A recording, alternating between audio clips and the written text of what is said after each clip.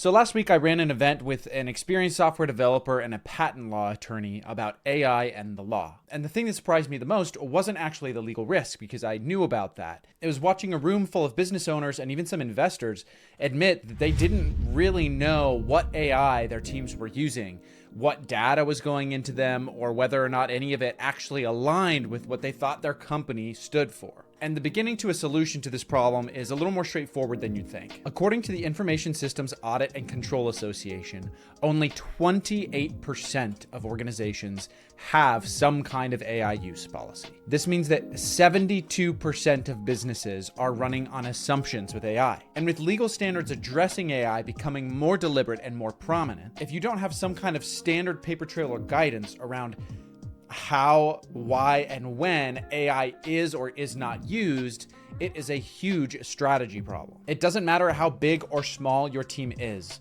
they are using AI right now, whether you've approved how it's being used or not. And the question isn't actually whether that's good or bad. The question is, do you actually know in the first place how it is being used? Today, I'm going to show you what an AI use policy actually is, what matters about it beyond just compliance, and what things about your business it naturally brings to the surface when you create one. If you're new to this channel and don't know who I am, I'm Marshall, and I help business owners, consultants, and people who are just curious about AI learn how to use it without needing technical skills. I've spent thousands of hours and over 10 years testing and building strategies and systems, and I share what I'm learning right here with you on this channel. Now, when most people hear AI use policy, they think of a 40-page legal document that nobody reads. And while some AI use policies may need to be that long, that is the least important thing about it. Let me walk you through a hypothetical scenario. Let's say a marketing coordinator at a professional services company is asked to draft a dozen client case studies for the website. She's been using an AI chatbot at home and for work,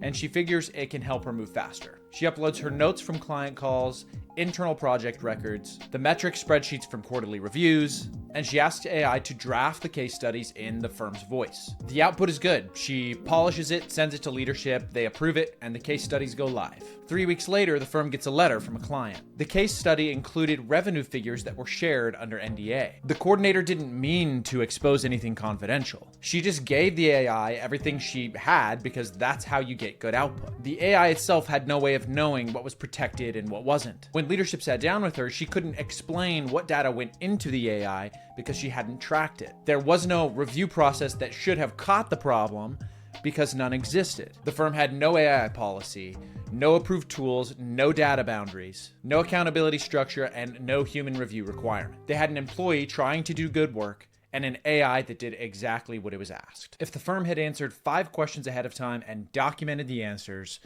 this kind of thing is far less likely to happen. What AI tools are approved and which aren't? What data can and cannot touch those tools? Who is accountable for AI-generated outputs? When is human review required? And how do we disclose AI use to customers? The document is the official paper trail of how you're approaching AI. But from what I've seen, the biggest win is actually the clarity that you get from doing the work to create one. An AI use policy is not just guidelines for AI, but it's most importantly an alignment tool. And the term AI use policy can feel a little bit corporate, a little bit restrictive, but it's not about restricting use of AI. It's about clear documentation about your intentions with AI and how you respond to the technology in your business. And when you create it, you naturally address 4 areas. The first is strategy. What are you actually trying to achieve with AI? The second is vision. How do we actually see AI fitting into our company in 1 year, 3 year, 10 years? The third is tech stack. What tools are you actually using in your organization? Not just the approved ones, but all of them that are being used. And the fourth is culture and mindset. To me, this is the most important. How does your team approach AI? According to the Society for Human Resource Management, employees hide their AI use due to fears of punishment or skepticism. The last thing you want is your team hiding from you or avoiding the massive potential benefits that AI offers to your organization. An AI policy gives you the chance to set the tone. Without an AI policy of some sort, you get shadow AI.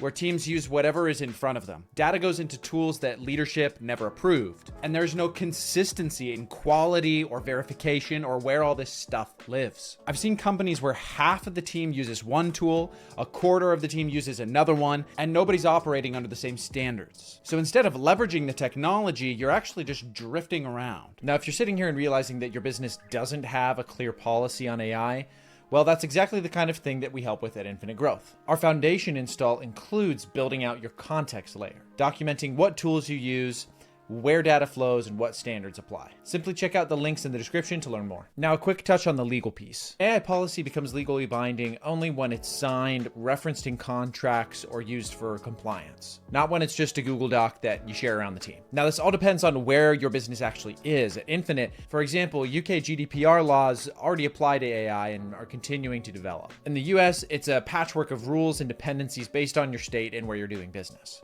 These laws follow your customers, not your office or your location. Now, I'm not going to give you legal advice here, so let me leave you with something practical. 5 questions you can answer this week to start thinking about what would be in your AI policy. If you can answer these 5 questions clearly, you're on track at least. And if you can't, well, you've identified your homework.